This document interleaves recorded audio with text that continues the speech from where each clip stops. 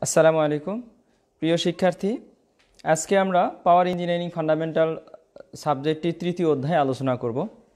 এর আগের ক্লাসগুলোতে আমরা প্রথম এবং দ্বিতীয় অধ্যায়ে অটোমোবাইল সম্পর্কে আলোচনা হচ্ছিল এবং তৃতীয় অধ্যায়ে আমাদের যেটা দেখা হচ্ছে যে কনস্ট্রাকশন অফ অ্যান অটোমোবাইল, অর্থাৎ অটোমোবাইলের আমাদের গঠন, অর্থাৎ অটোমোবাইলের এর বডি কনস্ট্রাকশন, এর ভিতরের অংশগুলো আমরা এগুলো চিহ্নিত করব এবং এগুলো সম্পর্কে আমরা আজকে একটু আলোচনা করব এবং জানব। চ্যাপ্টার 3 অটোমোবাইলের গঠন 3.1, অর্থাৎ 3 দ্বারা বোঝাচ্ছে এখানে 3 নাম্বার চ্যাপ্টার এবং 1 দ্বারা বোঝাচ্ছে যে এটা আর্টিকেল 1। 3.1 অটোমোবাইলের প্রধান অংশ। আমরা এখানে দেখব যে একটি অটোমোবাইলের অনেকগুলো অংশ রয়েছে, কিন্তু অটোমোবাইলের প্রয়োজনীয় অংশ 4টি। এর অনেক অটোমোবাইলের অনেকগুলো অংশ রয়েছে, কিন্তু এর মধ্যে 4টি হলো প্রধান এবং চারটার মধ্যে সাব কম্পোনেন্টগুলো থাকবে। আমরা চারটাগুলো দেখি কি কি অংশগুলো। ফার্স্ট হতো দ্য চেসিস। চেসিস কি সেটা আমরা পরে দেখব, নামগুলো আমরা প্রথমে দেখি। এরপরে 2 নম্বর দ্য ইঞ্জিন, এরপর 3 নম্বর ট্রান্সমিশন সিস্টেম। এই ট্রান্সমিশন সিস্টেমের মধ্যে আমরা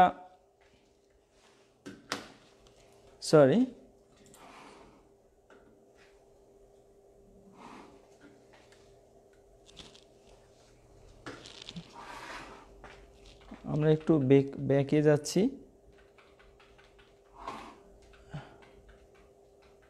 আচ্ছা, চেসিস, এরপরে দ্বিতীয় আমাদের যে অংশ অটোমোবাইল অংশ,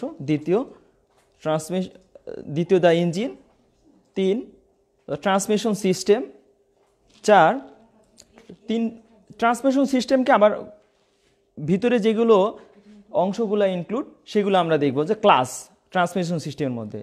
এর ফলে গিয়ার বক্স, ডিফারেন্সিয়াল এবং অ্যাক্সেল। তাহলে আমরা ফার্স্ট 3টা the chassis, engine, transmission system. এখন ট্রান্সমিশন সিস্টেমের মধ্যে আমাদের 3টা অংশ, ক্লাস, গিয়ার বক্স, ডিফারেন্সিয়াল এবং এক্সেল।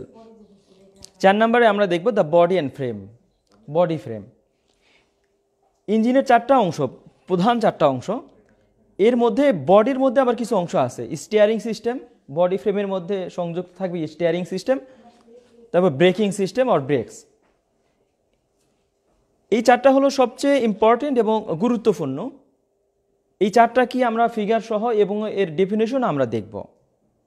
এখন আমরা ডেফিনেশন অর্থাৎ সংজ্ঞা আমরা দেখতেছি না, আমরা শুধু এগুলো কি সেটা আমরা দেখলাম, নামকরণ শুধু আমরা দেখব, এরপরে বিস্তারিত আমরা আলোচনা করব। এখন এই 4টা হলো সবচেয়ে প্রয়োজনীয় অটোমোবাইলের অংশ। এই 4টার একটা ছাড়াও অটোমোবাইল পরিপূর্ণ হবে না, সম্পন্ন হবে না। কিন্তু এটা ছাড়াও অটোমোবাইলের আরামদায়ক এবং আরেকটা সিস্টেম আমরা দেখব, সেটা হলো এটা কিন্তু খুব এসেনশিয়াল না, খুব প্রয়োজনীয় এই উপাদান না। এই জন্য এখানে বলছে দ্য অক্সিলারিজ, অর্থাৎ সাহায্যকারী যেগুলো উপাদান, যেগুলো অংশগুলো আমার অটোমোবাইলকে চলতে সাহায্য করবে, যাত্রীদের কমফোর্ট দিবে, যাত্রীদেরকে আরাম দেওয়ার জন্য যেগুলো অংশগুলো আমরা ব্যবহার করব সেগুলোকে আমরা অক্সিলারিজ বলবো। ড্রাইভিং সিস্টেমটাকে একটু সহজ করবে। এগুলোর মধ্যে কি সাসপেনশন সিস্টেম, আমরা জানি, এর আগে একটু আলোচনা করছিলাম আমি। সাসপেনশন সিস্টেম হইল যাত্রী বা মালামালকে ঝাঁকুনির হাত থেকে রক্ষা করার জন্য, অর্থাৎ রাস্তার থেকে যেগুলো আনসার্টেন, যেগুলো আসবে আমাদের উপর, ইফেক্ট আসবে, অর্থাৎ শক আসবে, ধাক্কা আসবে, এটাকে সাসপেনশন সিস্টেম যাত্রীকে কুশনের মতো কাজ করবে, যাত্রীদের সাসপেনশন সিস্টেম এটা। এরপরে হলো লাইটিং সিস্টেম। একটা ভেহিকেলের যদি লাইট নাও থাকে তারপরেও কিন্তু চলতে পারবে সে, কিন্তু অন্ধকারে চলতে গেলে লাইটের প্রয়োজন হবে, এটা অটোমোবাইলকে সুবিধা দিবে, কিন্তু এই সিস্টেম না হলেও চলবে। এরপরে তৃতীয় হুইলস অ্যান্ড টায়ার। চাকা যদি না থাকে তারপরেও ইঞ্জিন চলবে, কিন্তু চাকার দ্বারা এগুলো বলে লোড, সমস্ত বডির ওজন এবং অটোমোবাইলে যেগুলো কম্পোনেন্ট আছে সমস্ত ওজন সে বহন করবে, রাস্তার ঝাঁকুনি থেকে বডিকে সেভ করবে এবং কুশন ইফেক্ট দান করবে, যে কমফোর্টভাবে চলবে।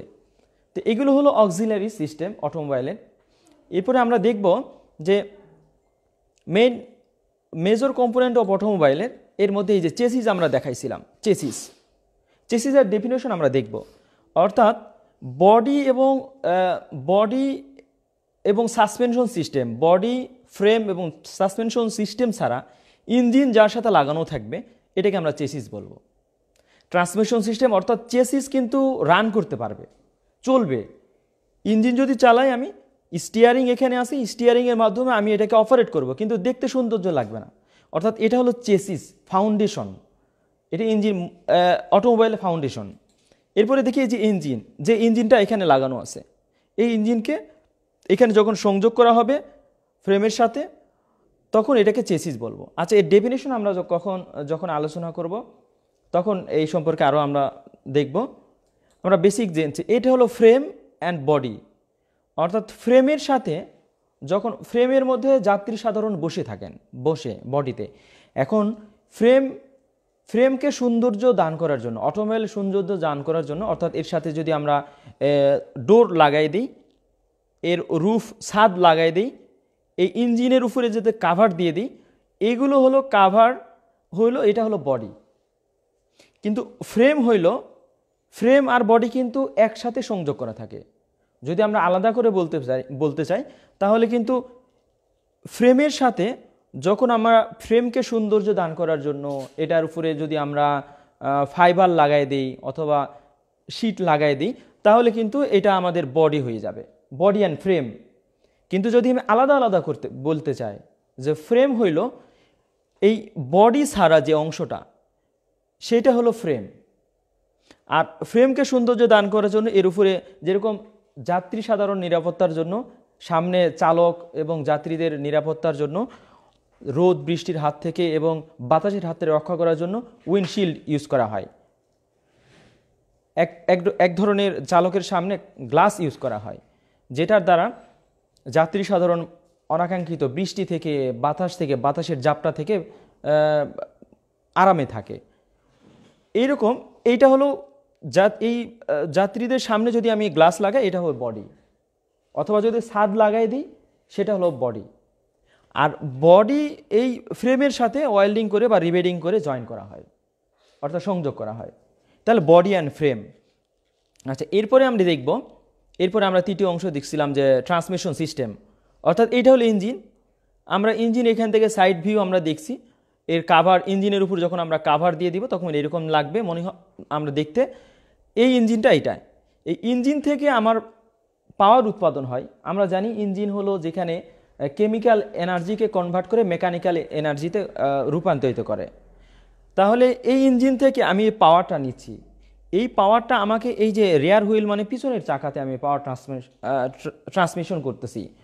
তাহলে পিছনের চাকা যখন আমি পাওয়ার ট্রান্সমিট করব তখন এর মাঝে যেগুলো অক্সিলারি থাকবে, যে এগুলো কম্পোনেন্টগুলো থাকবে, এগুলো হলো ট্রান্সমিশন সিস্টেম। অর্থাৎ পাওয়ার ইঞ্জিন থেকে হুইলে পৌঁছানোর জন্য যেগুলো অ্যারেঞ্জমেন্ট প্রয়োজন, যেগুলো সাহায্যকারী কম্পোনেন্টের প্রয়োজন, তার সমন্বিত হইল ট্রান্সমিশন সিস্টেম। আচ্ছা, আমরা এর পরের আর্টিকেলে আমরা দেখি যে এই যে মেজর কম্পোনেন্টের আমরা ডেফিনেশন শিখব, কাহাকে বলে, ডিফাইন অর্থাৎ সংজ্ঞা, অর্থাৎ বডি কাহাকে বলে, ফ্রেম কাহাকে বলে, এটা আমরা দেখব। বডি কাহাকে বলে? মোটরযানের যে অংশে যাত্রীগণ বসে বা মালামাল রাখা হয় তাকে মোটরযানের বডি বলে। বডি সাধারণত মেটাল বা ফাইবার দ্বারা তৈরি করা হয়। বডি তৈরির প্রধান উদ্দেশ্য যাত্রীগণের নিরাপত্তা ও আরামদায়ক এবং মোটরযানকে দেখতে সুন্দর করার জন্য। এই জন্য আমাদের বডি তৈরি করা হয়। বডি ছাড়াও কিন্তু ইঞ্জিন চলবে, ভেহিকেল চলবে, মোটরযান চলবে, কিন্তু এগুলো কমফোর্ট করার জন্য, মোটরযানকে দেখতে সুন্দর করার জন্য, যাত্রী এবং মালামালকে বিভিন্ন প্রতিকূলতা পরিবেশ থেকে রক্ষা করার জন্য এগুলো উদ্দেশ্য তৈরি করা হয়। এরপরে দেখে বডি এবং ফ্রেম বডির একটা অবিচ্ছেদ্য অংশ, অর্থাৎ ফ্রেমকে বলে ফ্রেম ছাড়া বডি ছাড়া ফ্রেম অসম্পূর্ণ, এই জন্য অবিচ্ছেদ্য একটা অংশ আমি বলছি। এখানে মোটরযানে ইঞ্জিন, সাসপেনশন পদ্ধতির যন্ত্রাংশ, শক্তি সরবরাহ যন্ত্রাংশ, স্টিয়ারিং পদ্ধতি প্রভৃতি যে কাঠামোর সাথে যুক্ত করা হয় তাকে আমরা মোটরযানে ফ্রেম বলি। ফ্রেম সাধারণত বক্স, টিউব আকার, যেটা নলাকার বলে, অথবা ইউ চ্যানেল আকৃতির তৈরি। ইউ চ্যানেল আকৃতির এটাকে শীট মেটালের তৈরি মেটাল, যার সাথে বডিকে ওয়েল্ডিং বা রিভেডিং করে আটকানো হয়। অর্থাৎ চ্যানেল আকৃতির যে শীট মেটালগুলো ইউজ করা হয়, যেটা আমরা ছবির মধ্যে আমরা দেখব। এখন আমরা এর ছবি দেখব, বডি এবং ফ্রেম। এই যে এই ফ্রেমগুলো কিন্তু চ্যানেল আকৃতির, এটা অর্থাৎ এক পাশে একটু গ্রুভ করা আর এক পাশে উঁচু, যার কারণে এর স্টিফনেস বলো অথবা কি বলে এটাকে, লোড বহন করার ক্যাপাসিটি বেড়ে যায়, লোড ক্যারিং ক্যাপাসিটি বেড়ে যায়, অথবা শক অ্যাবজর্ব করার ক্যাপাসিটি বেড়ে যায়। এই জন্য এইভাবে তৈরি করা হয়। চ্যানেল আকৃতির হইতে পারে, অথবা রেক্ট্যাঙ্গেল, অথবা টিউবুকার, অর্থাৎ ভিতরে ফাঁপা এরকম টিউবের মতো এরকমও থাকতে পারে। তো এইটা হলো ফ্রেম, এটা হলো উপরে। যদি আমি বলছি যে ফ্রেমের সাথে যখন আমি এর কাভারিংটা দিব, সেটা হলো আমাদের বডি। যেরকম আমরা বলতে পারি আমাদের শরীরের, মানুষের শরীরের যেগুলো আমাদের হাড় আছে, এগুলোর উপরে যখন আমি চামড়া দিয়ে দিব, তখন এটা কিন্তু একটা পূর্ণাঙ্গ বডি হবে। কিন্তু আমাদের যে কঙ্কাল, স্কেলেটন, এইটাকে কিন্তু বডি বলা হয় না। তাহলে আমি এরপরের ডেফিনেশনে আমি যাব। এরপরের ডেফিনেশন আমরা দেখব চেসিস। যে চেসিস আমরা কিছুক্ষণ আগে দেখিয়েছিলাম, আমরা এটা দেখব। চেসিসটা এই যে এইটা, যখন ইঞ্জিন, সাসপেনশন পদ্ধতি, স্টিয়ারিং পদ্ধতি এবং চাকাগুলো মোটরযানের ফ্রেমের সাথে লাগানো হলে সেই অ্যাসেম্বলিকে মোটরযানের চেসিস বলে। ইহা বডি ছাড়া বাহন বা যান, এটা বডি ছাড়া, এটা কিন্তু চলবে। আমি বলছি এটা কিন্তু রাস্তায় চলে যায়। অনেক সময় যখন বিভিন্ন আমরা রাস্তার মধ্যে দেখতে পাই, টাটা কোম্পানির যেগুলো গাড়ি ইনিশিয়ালি যখন তৈরি করে, মানে বাজারে সেল করে, অনেক বডি ছাড়া তৈরি করে। কেউ যখন এটাকে ক্রয় করে, নতুন যখন বাইরে থেকে আসে অথবা অ্যাসেম্বলি হয়, তখন কিন্তু চেসিসটাই প্রথমে অ্যাসেম্বলি করে, এটাই বিক্রি হয় শোরুমে। এরপরে এর সাথে বডিটা যে ক্রয় করে, সে আলাদা করে বডি তৈরি করে, ওখানে অয়েলিং করে বিভিন্ন রকম চ্যালেঞ্জ দিয়ে তৈরি করে। তো দেখা যায় রাস্তার মধ্যে এরকম করে চালায় নিয়ে যাচ্ছে, এখানে সিট থাকে, এখানে সিট লাগাই দেয় যেটা বসতে পারে। এটা কিন্তু হয়তো ঢাকা থেকে কিনছে, অথবা যেখানে ইন্ডিয়া থেকে যেখানে এই মোটরযান অ্যাসেম্বলি হয়, সেখানে এটা করা আছে। ওখান থেকে আমি হয়তো বগুড়াতে নিব, তাহলে বগুড়া থেকে নিয়ে আসতে হবে, তাহলে আমি এটাকে চালায় নিয়ে আসতে পারি, তো চালাও নিয়ে আসা যায়। তো এটাকে আমি চেসিস বলবো। এরপরে আমরা দেখব ড্রাইভ লাইন। যেসব যন্ত্রাংশের মাধ্যমে মোটরযানের ইঞ্জিনের শক্তি চাকায় স্থানান্তর করা হয়, ওই যান্ত্রিক সমন্বয়কে ড্রাইভ লাইন বলে। এগুলোর বিস্তারিত আমরা আছে আমাদের নেক্সট সেমিস্টারগুলোতে, অথবা এর পরের পাওয়ার ইঞ্জিনিয়ারিং ফান্ডামেন্টাল বলতে, যে আমরা পাওয়ার ইঞ্জিনিয়ারিং এই টেকনোলজিতে 8 সেমিস্টারে যে সাবজেক্টগুলো আমরা এখানে কমপ্লিট করব, তার একটা বেসিক ধারণা আমরা এখান থেকে পাবো। এই জন্য ডিপলি এগুলো কোনো পড়ানো হবে না এখানে, বাস্ট আমরা দেখব ড্রাইভ লাইন। এরপরে বিস্তারিত যখন আমরা অটোমোবাইলের আরও বিস্তারিত ভিতরে চলে যাব, ডিপার্টমেন্টাল সাবজেক্ট থাকবে, তখন এগুলো বিস্তারিত আসবে। এরপর ট্রান্সমিশন আমি বলছিলাম। ট্রান্সমিশন বলতে মূলত ইঞ্জিন থেকে চাকায় শক্তি সরবরাহ করার পদ্ধতিকে বোঝায়। তবে প্রচলিত অর্থে ট্রান্সমিশন বলতে ট্রান্সমিশন গিয়ার বক্সকেই বোঝায়। গিয়ার বক্স আমি এখানে একটা ছবি দেখিয়েছি। এরপরে আমি দেখি ডিফারেন্সিয়াল, আমরা ছবিটা পরে আসতেছে। ডিফারেন্সিয়াল এমন একটি যান্ত্রিক সমন্বয় যার সাহায্যে মোটরযান মোড় নেওয়ার সময় বাইরের চাকা ভিতরের চাকা অপেক্ষা দ্রুত ঘুরতে হয়। যদি একটা অ্যাঙ্গেল থাকে, যদি একটা কার্ভ থাকে, আমরা যখন গাড়ি চালানোর সময় যখন দেখি কোনো মোড় আছে অনেক, তখন এই মোড়ের সময় কিন্তু একটা চাকা কিন্তু কম ঘোরে, আর বাইরের যে অংশটা, সেই অংশটা কিন্তু বেশি পেরিফেরি দিয়ে বেশি অংশ নিয়ে ঘোরে। এই জন্য এটাই অ্যারেঞ্জমেন্ট যে যন্ত্র করবে সেটা হলো ডিফারেন্সিয়াল। আমরা দেখব পরের, আমরা সম্ভবত এর নেক্সট চ্যাপ্টারে আছে ডিফারেন্সিয়াল সম্পর্কে কিছু আলোচনা, আমরা ওখানে দেখব। এই যে এখানে আমি এর আগেটাও ছবি দেখিয়েছিলাম, এই যে এখানে ডিফারেন্সিয়াল, অর্থাৎ ইঞ্জিন থেকে পাওয়ার চাকা স্থানান্তরিত হওয়ার জন্য এই ডিফারেন্সিয়াল দুই পাশে দুইটা চাকা লাগানো থাকে। অর্থাৎ পিছনের চাকায় যদি আমি পাওয়ার ট্রান্সমিট করতে চাই, তাহলে ডিফারেন্সিয়ালের সাথে উভয় পাশে দুইটা চাকা লাগানো থাকবে। সেটাকে আমরা রিয়ার হুইল বা পিছনের চাকা আমরা বলতে পারি। তাহলে এটা হলো ডিফারেন্সিয়াল।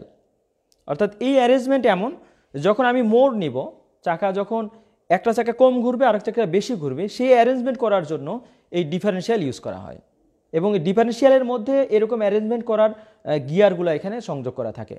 আমরা এই বিষয়ে বিস্তারিত যাচ্ছি না, আমরা শুধু ডেফিনেশন দেখতেছি। এরপরে আমরা দেখব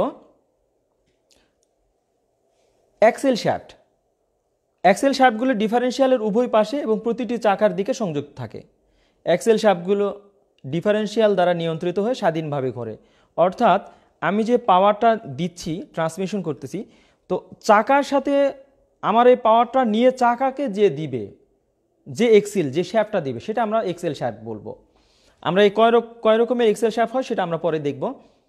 পিছনের রিয়ার এক্সেল, আমরা এর আগে দেখছিলাম রিয়ার এক্সেল, অর্থাৎ পিছনের চাকার সাথে যে শ্যাফটটা সংযুক্ত থাকে সেটা রিয়ার এক্সেল বলবো। আর সামনের চাকার সাথে যদি কোনো শ্যাফট লাগানো থাকে, যে শ্যাফটের মাধ্যমে আমি পাওয়ার শক্তি চাকায় স্থানান্তরিত করতেছি, তাহলে সেটা সামনের এক্সেল বলবো বা ফ্রন্ট এক্সেল বলবো। এই যে এটা দেখা যাচ্ছে রিয়ার এক্সেল, অর্থাৎ এটা হলো পিছনের দুইটা চাকা, আর এই যে শ্যাফট, এই মাঝখানের শ্যাফট, অর্থাৎ এর উপরে কিন্তু একটা কাভারিং করা থাকে, যেন এই শ্যাফট বিভিন্ন রকমের প্রতিকূলতা বা লুব্রিকেটিং সিস্টেম যেন এর মধ্যে থাকে, পিচ্ছিল কারণ পদার্থ, সেটার কারণে এটার উপরে কাভারিং দেওয়া থাকে। অর্থাৎ একটা হলো শ্যাফট, এর মধ্যে একটা শ্যাফট দেওয়া থাকে। সেই শ্যাফটটা সরাসরি যদি আমি দিই, এটা অনেক প্রতিবন্ধকতা আছে, এটা অনেক জায়গায় দেওয়া হয়, কিন্তু আমরা বড় বড় ভেহিকেলের ক্ষেত্রে আমরা এরকম দেখি। তো এটা হলো রিয়ার এক্সেল, পিছনের যেহেতু চাকা। আর এটা হলো ডিফারেন্সিয়াল।